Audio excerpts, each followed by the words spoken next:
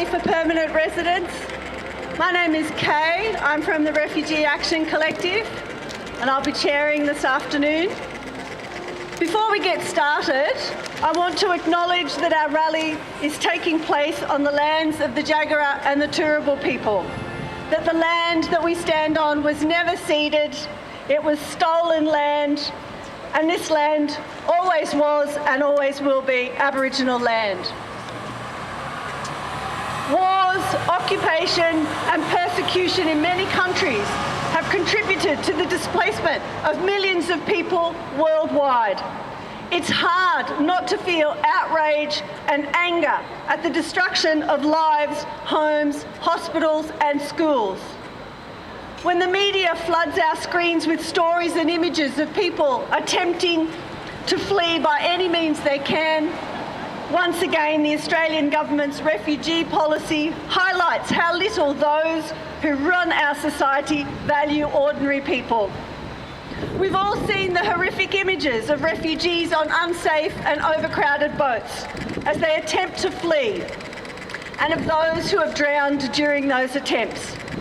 And we know of the horrible treatment and conditions refugees are subjected to in detention and offshore and onshore detention centres. It is not a crime to seek asylum. Article 31 of the Refugee Convention, which Australia was one of the early signatories to, states that refugees should not be penalised for illegal entry into countries where they are seeking protection, and recognises the impossibility for refugees of getting a passport or a visa. Now, our governments know this, and yet they continue to willfully and inhumanely ignore it. In 2018, the United Nations organisation report stated that Australia recognised or resettled about 23,000 refugees, 1.4% of total refugee population. This is shameful. While a wealthy country such as Australia's refugee intake numbers in the tens of thousands each year, poorer countries such as Sudan take in hundreds of thousands. I think this is shameful, what our governments have continued to do. There are still about 12,000 asylum seekers and refugees who the Albanese government is refusing to grant permanent visas to after 10 years, after 14 years, very many on very long periods of time without secure visas. And these people are living in limbo. Some were randomly chosen and sent to Nauru and Papua New Guinea, and are now permanently excluded from ever settling in Australia. I want to introduce our first speakers today, and they'll tell us something about what it's like living with a family who have been on insecure visas for up to 14 years. I'd firstly like to introduce Iniya, then we'll hear from Dhakshmi, and then we'll hear from Jonathan, and all of them are Sri Lankan Tamil high school students. So please give them a very warm welcome.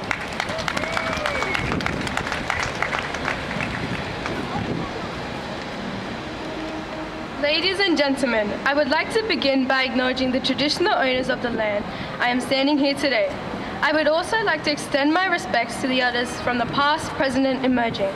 My name is Iniya Srigugan and I am 12 years old, who is a proud Tamil Sri Lankan woman and a member of the Tamil Diaspora Association of Queensland. Today I stand before you not to just represent myself, but countless of others who find them in a similar position, particularly those who were born in Australia and now are 12 years old. I have the privilege of calling myself an Australian citizen because I was born in this wonderful country. However, my parents are asylum seekers from Sri Lanka who arrived in Australia well over a decade ago in 2010. I carry pride and courage towards this advocacy for my people, and specifically for my mother and father who fled war and persecution. The life journey they have endured was marked by severe hardships.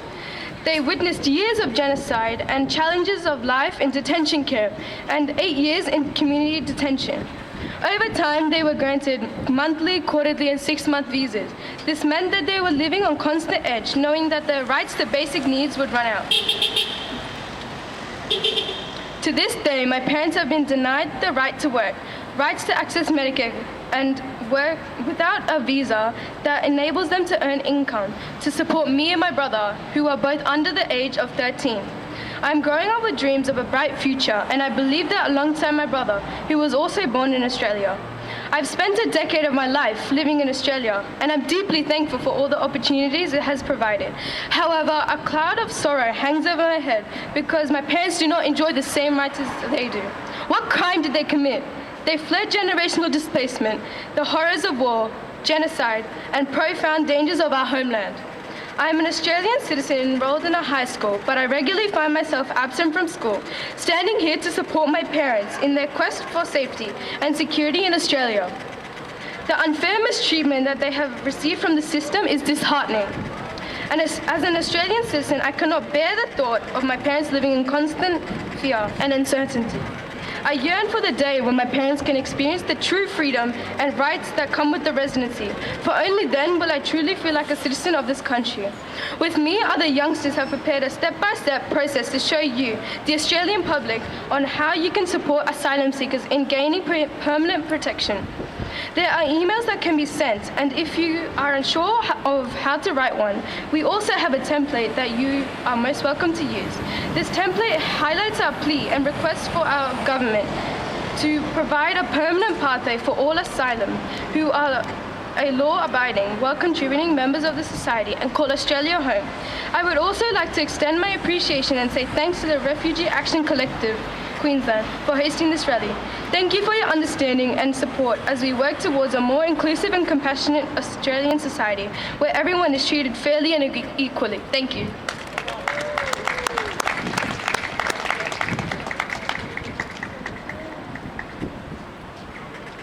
Ladies and gentlemen, I would like to acknowledge the traditional owners of the land we are standing on here today. I would like to extend my respect to the elders from the past, present, and emerging.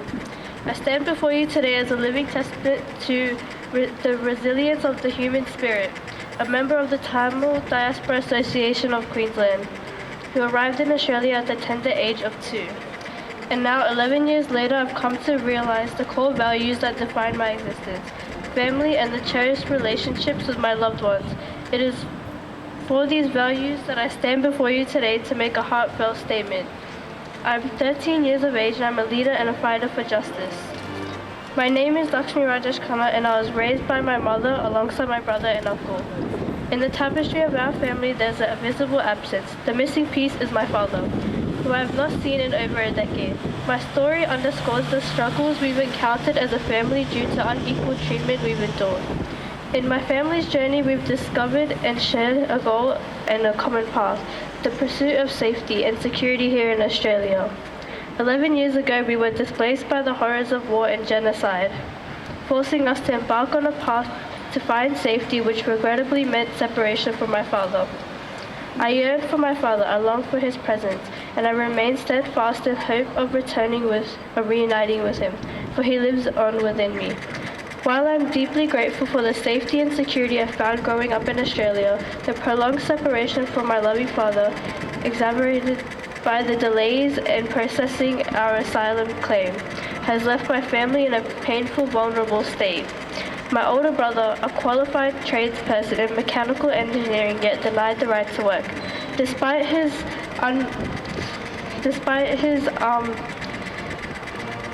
significant contribution to the long-standing present in this country, my mother, a single parent, displayed unwavering courage when she made the decision to bring my brother and me to Australia. Single parenting is already a daunting challenge, but the denial of basic rights adds an overwhelming burden. I stand before you to request the government to recognize the human aspect of my family's case, and by extension, the cases of thousands like us. I implore for the granting of permanent protection to all those who seek refuge.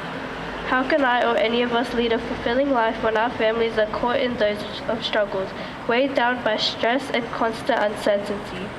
My education, my dreams and future are all hindered, as I cannot excel in school while my family and I are trapped in a constant state of fear. It is imperative that we unite and support one another, for challenges we face are not ours alone. I implore each one of you to stand together to rally justice and compassion. Together we can strive for a more equitable and empathetic society. I would like to extend my appreciation and say thanks to the Refugee Action Collective Queensland for hosting this rally. Thank you all for listening to my plea, and may we all join hands to make a difference in those lives of who seek safety, dignity, and a future full of prosperity.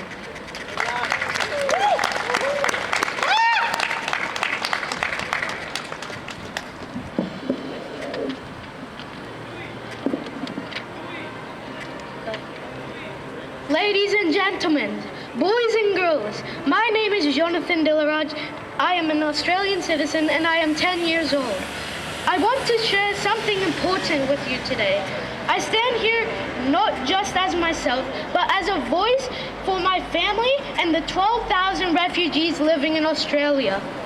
You see, my parents and many others like them left their small country, Sri Lanka, 12 years ago. They came to Australia, believing it would be the nation that would grant permanent protection, a place that would protect us. But here we are, 12 years later, still without permanent visas. My dad works not one, but 2 jobs, and they both are an aged care worker and a cleaner. They put in all this hard work to pay our rent, taxes, food, and take care of our everyday needs. Yet life is a constant struggle. We've even been facing challenges when it comes to education. We are trying to find a high school that will accept us, but many doors remain closed. I have a sweet little sister who was 6 years old and was born here in Australia. However, she doesn't have the access to Medicare and she doesn't have a permanent visa. This seems incredibly unfair to me, especially when I have the privilege of being a citizen while she doesn't. We've tried applying for visas to make our lives a little easier, but we were unfairly denied through a fast-track process that Scott Morrison used on us. It's a challenge we face every day, and it's not just us. There are thousands of others going through the same struggles. So I'm asking for your help. Together we can make a difference. Please join me in raising our voices. Dear Honourable Prime Minister Anthony Albanese, stop this limbo. Dear Honourable Affairs Minister Claire O'Neill, it's not fair. Dear Honourable Immigration Minister Andrew Gills, bring resolution to our status. 11 years is too long. 12 years too long. Let's work together, stand up for justice, and make things all better for us. Thank you for listening.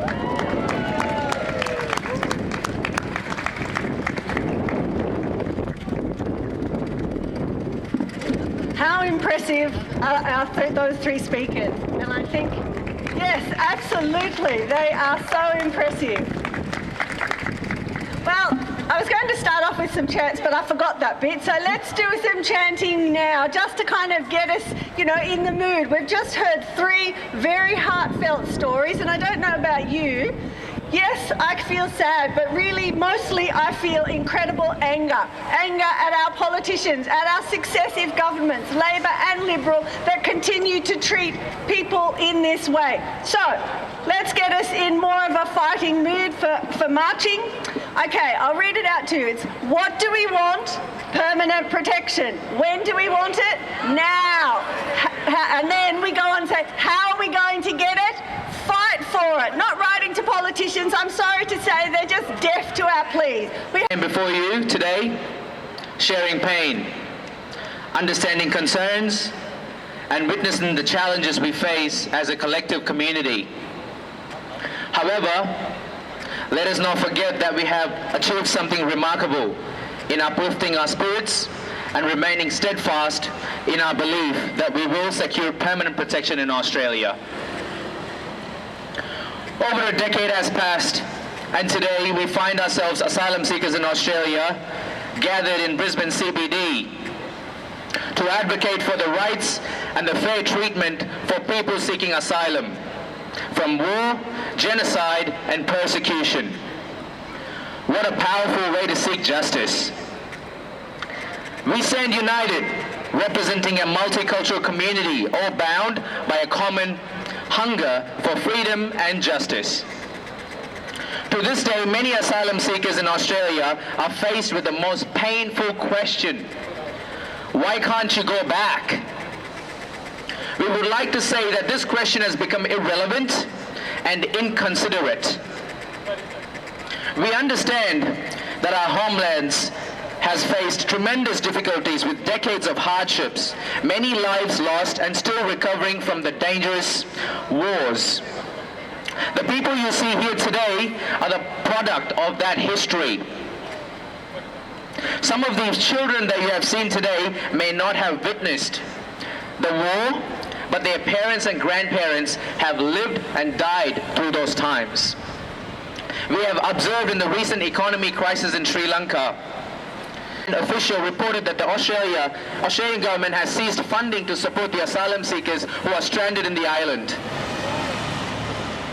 It is imperative that we put an end to such cruelty and advocate for the justice on behalf of those who find themselves powerless in the situation. I could have been one of those people that are stranded in that island right now, but here I am speaking.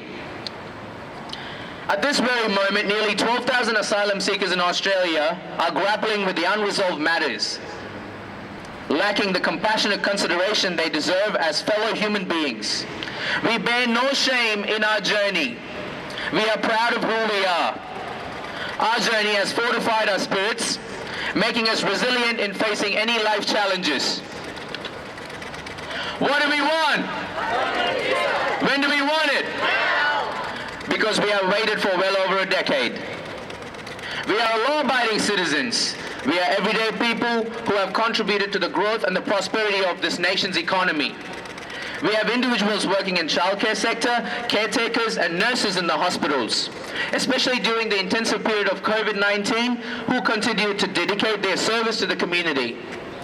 We have carers working in aged care facilities, youth practitioners working with disadvantaged Indigenous youth, support workers supporting families and children fleeing domestic violence. We have builders, tradespeople from every single trade that you can imagine, all supporting for the nation's development. Imagine the impact we can have if given the opportunity to education. We are asking all of this after 11 years. We pay taxes.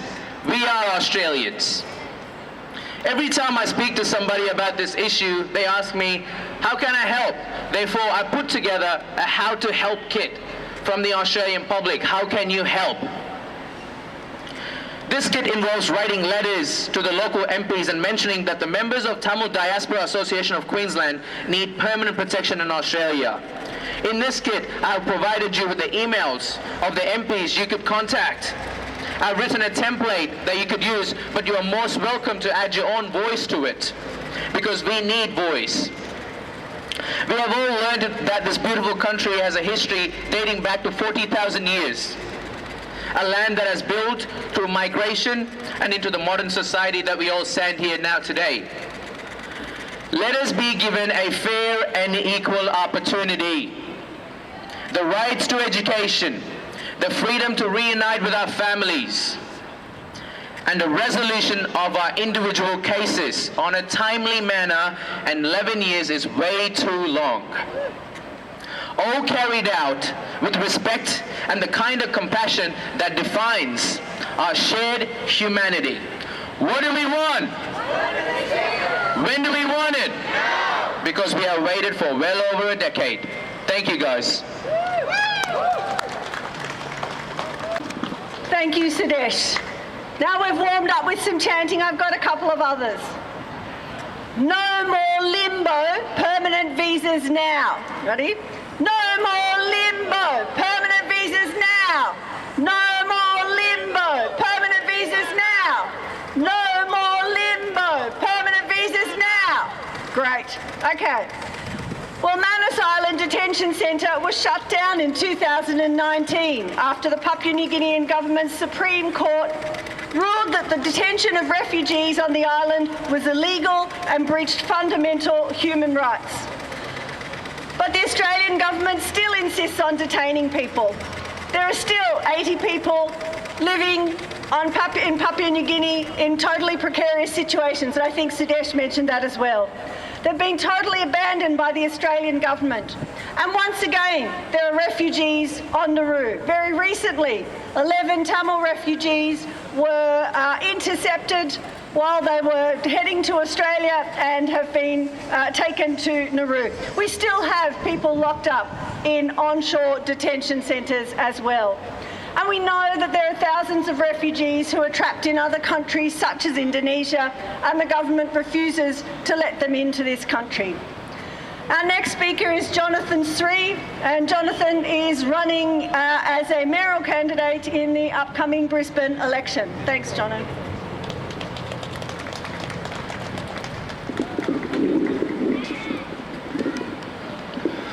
Hello, Vanakkam. My name is Jonathan Sriranganathan. I'd like to begin by acknowledging the rightful owners of this land, the Yagara and Turrbal peoples, recognising that sovereignty was never ceded, and paying my respects to their elders past and present. I also wanted at this time to particularly acknowledge the struggle in Palestine and what the Palestinian people are going through right now with the ongoing invasion and occupation of Gaza. And I wanted to recognise that there are connections between these struggles, between the experience of Tamils in Elam, between the experience of Palestinians in Gaza, and between the experiences of First Nations peoples on this continent.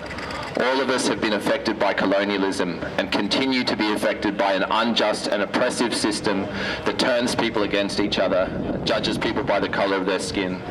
My father, he grew up in Neliadi near Jaffna, and he left Sri Lanka when the Civil War was first breaking out, and I was lucky enough to be born here in Australia and to grow up here. But my heart really bleeds for my Tamil brothers and sisters, and I feel deeply ashamed of the Australian government that after so many years they can still leave people in this state of uncertainty, that people can grow up in this community, can go to school here, can graduate, and then find that they can't even go to university because the government won't treat them as citizens. To anyone who's walking past right now and listening, think about this. Think about what's going on here. That people who work here, they live here, they work as cleaners, they work as delivery drivers, they work as tradespeople. They are part of our society, and yet this Australian government will not grant people the basic dignity and respect of acknowledging their humanity and granting them citizenship. It is disgusting. I'm outraged and appalled at the actions of the Australian government. As our host said, I'm running as a Greens candidate for Mayor of Brisbane, and I'm very proud to say that the Australian Greens stand with the Tamil people. We stand with all asylum seekers who are awaiting permanent protection. We know that there are thousands of people across the country who are part of this society who have been waiting for far too long, and we say that we want permanent visas now. We want permanent protection now. We have waited far too long for this, and it is not acceptable that people must continue to live in this state of uncertainty. How exploitative of the Australian government to say, oh, we want your work, we want you to contribute, we want you to pay taxes, but no, we won't even give you health care. We won't even give you access to education rights. It is appalling. And I condemn in the strongest possible terms the actions of the Labor and Liberal parties for the way they demonise asylum seekers and refugees. And for anyone who's watching this online, I know there are people out there who say, oh, it is safe for people to return. It is not safe for Tamil people to go back to Sri Lanka. Sri Lanka is run by a hard-right, fascist, extreme religious regime that persecutes Tamil people. It is not safe for people who fled that regime to return. People who have nowhere else to go. They have lived in Australia for over a decade. They are part of our community. All they are asking for is for citizenship, for the same rights that all the rest of us enjoy. It is a small, simple demand. And we call on the Australian government to give people permanent visas and citizenship now. Thank you.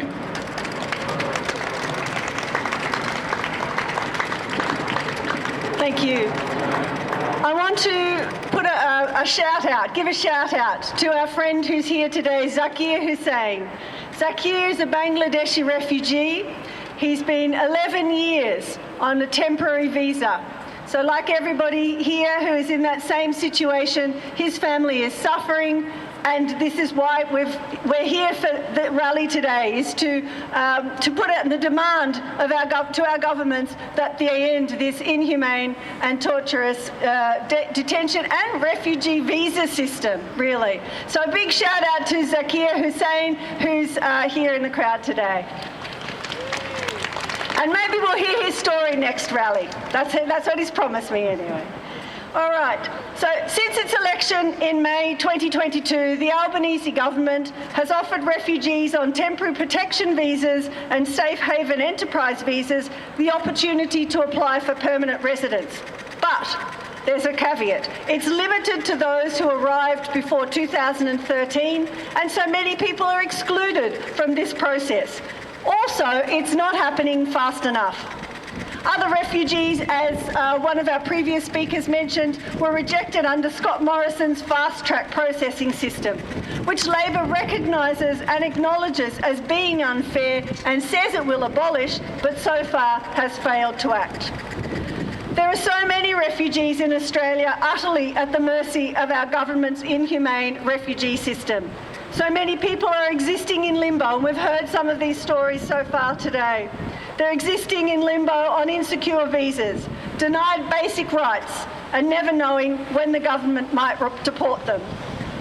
I'd like to call on Lisa Bridle, our next speaker, please.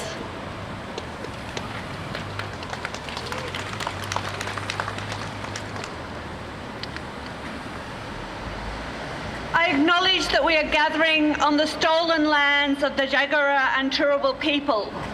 Sovereignty was never ceded over these lands, and it always was and always will be Aboriginal land. I also want to begin by honouring the courage of all of you who are here today fighting for your rights. Indeed, I want to acknowledge the courage of all of those who are refugees, no matter where they have landed, and those who are facing terror in their homelands, particularly those in Palestine where they are facing a siege at the moment. I am here today. I am angry, I am tired, and I am heartbroken. But despite the heartbreak, I am not defeated, and we will not be silent. I am here because I stand in solidarity with all of those who continue to fight for their freedom. I am a member of Love Makes a Way. It's a network of people of faith who reject the cruel and inhumane treatment of refugees and asylum seekers. Over its existence, Love Makes a Way has called on successive Australian governments to act with compassion and justice by ending the deliberate harming of the innocent people who have done nothing but seek safety and protection. Despite the Albanese government offering hope to some, Australia continues to perpetuate a grave injustice towards 12,000 vulnerable people who are no closer to having their human rights upheld. Today I want to particularly speak on behalf of friends who have spent the best part of a decade suffering the inhumanity of offshore detention on Manus and Nauru, and who, despite living in our community now for many years, are still blocked from a path to permanent residency and citizenship, and instead are told that they must seek a third country. Australia's refugee policies over several decades have relied on demonising innocent people, feeding the Australian public lies, whipping up racist hysteria about hordes of asylum seekers arriving by boat who are threatening not just our borders but our security and our way of life. According to this narrative, refugees are presumed other as a result of the colour of their skin, their religion, assumed cultural practices. They've stood accused as illegals, even as terrorists and child abusers, justifying detention practices which have stripped people of dignity and human rights.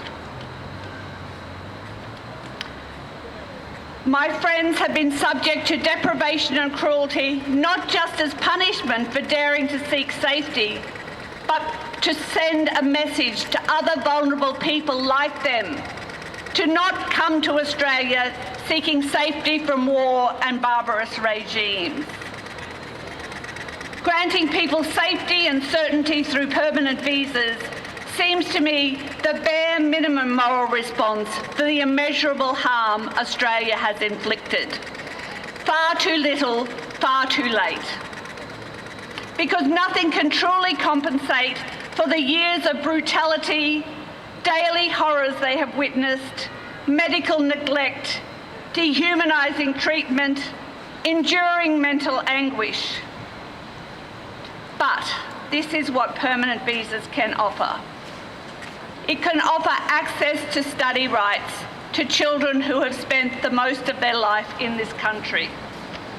There is a chance to marry and start a family without concern about whether you may be separated from your loved ones. It is an income safety net, access to reliable medical care, and at least some buffer to the constant threat of homelessness due to insecure and often exploitative employment. People can get loans to start a business, perhaps buy a house. There is a chance to travel, to be reunited with family and friends, or even sponsor at-risk family members and bring them to safety. And I think about the difference that would make to friends who are anxious about their wives and children who are stuck in Afghanistan, Iran, Indonesia. Permanent protection is the chance to make plans, to finally have a sense of the future, to put down roots, to build community, to have an ordinary life that the rest of us can take for granted. It is the only humane solution. But instead, Australia continues to traffic human beings. Once we moved them from Christmas Island to Manus and Nauru, and then when we had made them sick enough, to hotel prisons and to onshore detention, now we continue to say, after years of living in our community, they must go to Canada or New Zealand. That after a decade of limbo with agonisingly slow and opaque timelines and processes, we tell them they must take up that option, no matter how traumatising and destabilising, and sometime in the future start again. The sheer irrationality of this costly and disruptive third country policy, when there are overwhelming numbers of refugees languishing in refugee camps across the world, who could take up these offers of safety in Canada or New Zealand, can only be explained by a bloody-minded commitment to cruelty. To show compassion and common sense would open no floodgates. I think our reputation for cruelty is well established. It would not restart the boats. But it does continue to punish people, to trap them in insecurity and mental suffering. It punishes people for nothing else but having the misfortune of once believing that Australia was a civilised nation which would honour its international commitments. I want to end by acknowledging, as a person of faith, the cruel irony that the persecution of refugees and asylum seekers has largely been led by political leaders who vocally profess their Christianity. But my Christian faith taught me not to exile and imprison, but to welcome the stranger. Not to dehumanise people, but to love my neighbour as myself. Instead of calling people by their boat number, my faith taught me that human beings have an inherent value and dignity, and that whatsoever you do to the least powerful, you do unto God. My faith taught me that no human being should ever be treated as a means to an end. We could never justify the deliberate infliction of suffering as a weapon of deterrence, or worse, for political gain. My faith also taught me not to be silent in the face of injustice. So I say, enough of this racism, enough of this persecution, enough of this torturous limbo for our brothers and sisters. It is time to right the wrongs of the past, time to repent the abuse of human rights, time to turn away from cruelty, time for justice, time for love, time for permanent visas.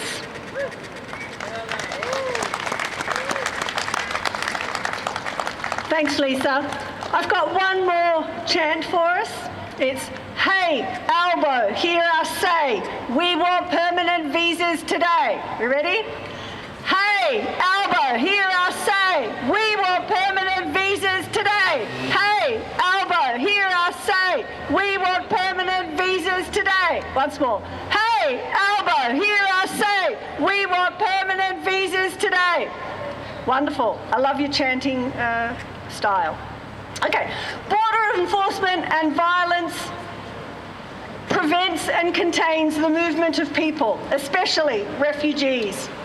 The emphasis on policing or protecting borders is about creating a national identity and persuades us to believe that we are different from those living in other countries.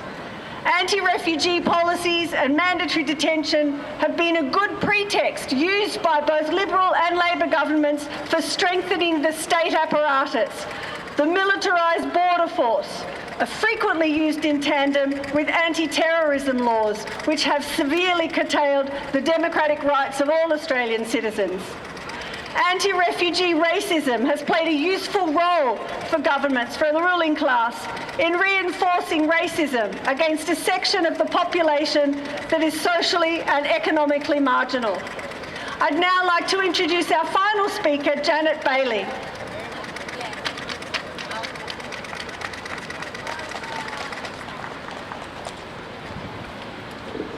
Hello everyone. First of all, before I read what I've prepared, I want to acknowledge the warmth and the passion that I've heard today, and they're all hard acts to follow, let me tell you. Thank you so much, Mark, for asking me to speak today. I too acknowledge we're standing on Turrbal and Yagara land here in Meanjin, land that was never ceded. I pay my respects to Turrbal and Yagara people whose ancestors were, over many generations, forcibly displaced from their homes.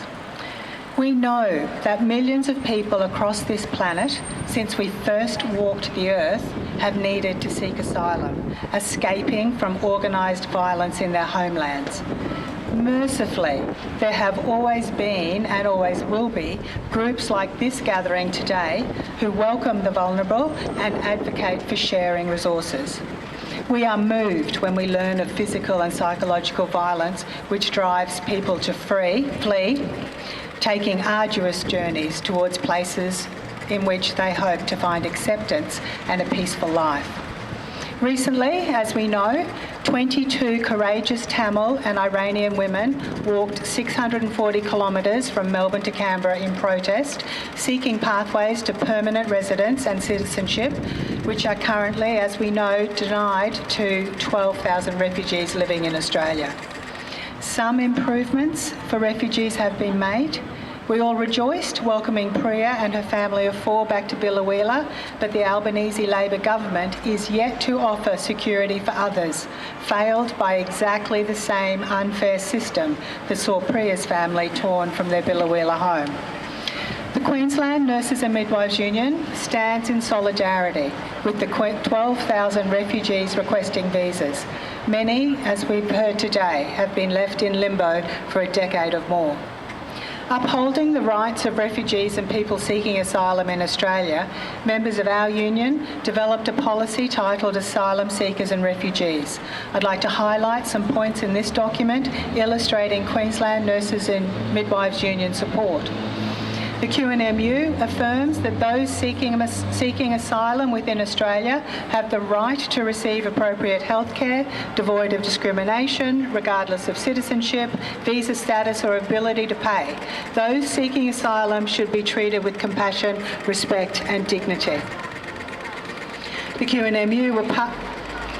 The QNMU believes that as a signatory to the Refugee Convention, Australia must ensure that all asylum seekers in Australia are properly housed and processed in Australia, and asylum-seeking children should be housed and cared for in the community setting with family and never in closed detention. We remember baby Asher receiving medical and nursing care at the Children's Hospital in South Brisbane in 2016 and are thankful to the hospital staff who refused to discharge this child back into the unsafe detention environment on Nauru. The Baby Asher campaign united various groups and unions advocating for justice for refugees. The QNMU were part of this groundswell of protest, and the following policy points were fully endorsed by our council. That asylum seekers, regardless of modes of arrival, are treated the same and subject to exactly the same policies. That an appropriate level of healthcare is provided in a culturally appropriate manner by suitably trained health professionals. That all asylum seekers and refugees should have universal access to basic healthcare, Medicare, the pharmaceutical benefits scheme, counselling, education and opportunities to seek employment.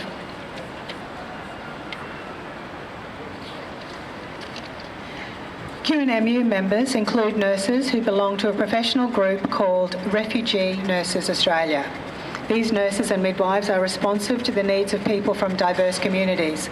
They help create and advocate for a healthier and fairer future for people of refugee background all around Australia. I'd like to finish reading just a few lines from a long poem by Warsaw Shire, a British Somali poet. Many of you may be familiar with this poem called Home.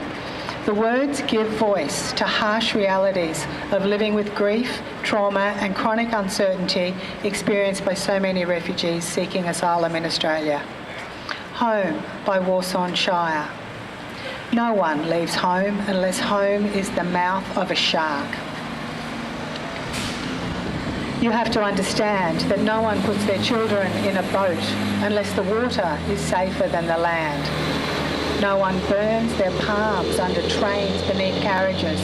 No one spends days and nights in the stomach of a truck feeding on newspaper unless the miles travelled means something more than journey. No one crawls under fences. No one wants to be beaten, pitied. No one chooses refugee camps. No one leaves home until home is a sweaty voice in your ear saying, "Leave, run away from me now. I don't know what I've become, but I know that anywhere is safer than here." Here today, together, we are calling for Australia to be a safer and more welcoming place to all people who are forced to escape their homelands. Thank you.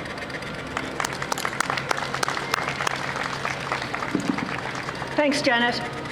Well, our governments are more than happy to engage in imperialist wars, no matter how many ordinary people get chewed up in the process. When people come seeking refuge, they're faced with hostile politicians who view them at best as useful pawns in strengthening a racist nationalist agenda.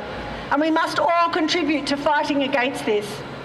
We need a movement that is willing to fight the politicians who destroy entire nations on the one hand and on the other deny help to those who manage to escape. We demand permanent protection for every single refugee who wants to come to Australia. We demand that the refugee intake be increased dramatically so that those who flee can be resettled safely and with full citizenship rights. We demand this right for all refugees, those locked up in detention, those in community detention, and for those living on insecure visas in the community. I don't think our demands are too much to ask, and I think it's the least the Australian government can do after destroying the lives of so many. Thank you to everyone for being here today. Thank you to all our speakers. Before we head off on a march, I'd kind of like to get us into that sort of, chanting mood again. So I think we should go with no more limbo, permanent visas now. No more limbo, permanent visas now. No more limbo, permanent visas now. No more limbo, permanent visas now. Great. Okay, last one. Hey, Albo, hear us say, we want permanent visas today. Hey, Albo, hear us say, we want permanent visas today. Hey, Albo,